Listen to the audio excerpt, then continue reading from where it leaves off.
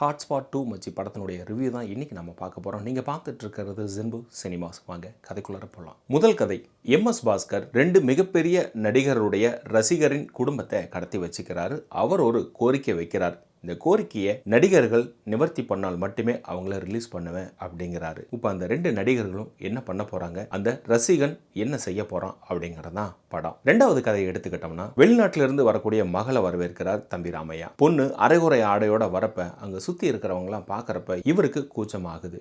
மகள்கிட்ட எடுத்துரைக்கிறப்ப பொது தலங்களில் இப்படி தான் இருப்பேன் அப்படின்னு ஏற்கு மாறா பதில் சொல்ல, அவரும் அந்த பெண்ணுடைய பிறந்தநாள் அன்னைக்கு ஒரு காஸ்டியூமில் வந்து நிற்கிறாரு. இது அந்த பொண்ணுக்கு மிகப்பெரிய அவமானமும் ஆகுது. ஸோ இதுக்கப்புறம் அங்கே என்ன நடக்கு அப்படிங்கிறதான் கதை. மூணாவது கதை, ஆர்டிஸ்டாக இருக்கக்கூடிய அஸ்வின் குமார் 2025 2050 இருக்கக்கூடிய கதாநாயகி கூட பேசி பழகி காதலிக்கிறார்.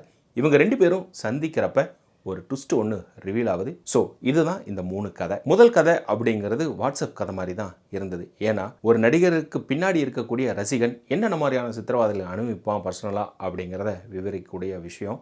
அது போர் அடிக்க தான் செஞ்சது. ரெண்டாவது கதையானது இப்படி தான் மகள் இருக்கணும், ஒரு பெண் இப்படி தான் இருக்கணும் அப்படிங்கிறது இன்னைக்கு இருக்கக்கூடிய பெண்களுக்கு ஒரு எடுத்துக்காட்டாக இருக்கும் அப்படின்னு டைரக்டர் நினச்சிருக்கிறாரு. மூணாவது கதை, டெக்னாலஜி வைஸ் நாங்கள் போகிறோம்ப்பா, டைம் ட்ராவல் பண்ணுறோம் அப்படின்ட்டு அதில் ஒரு ஃபன் எலிமெண்ட்டை உள்ளுக்குள்ளார வச்சது.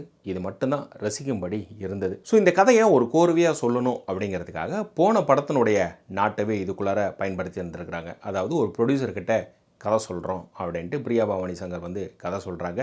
அவங்களுக்கு ஒரு நாட்டு ஒன்று இருக்குது இந்த படத்தில்.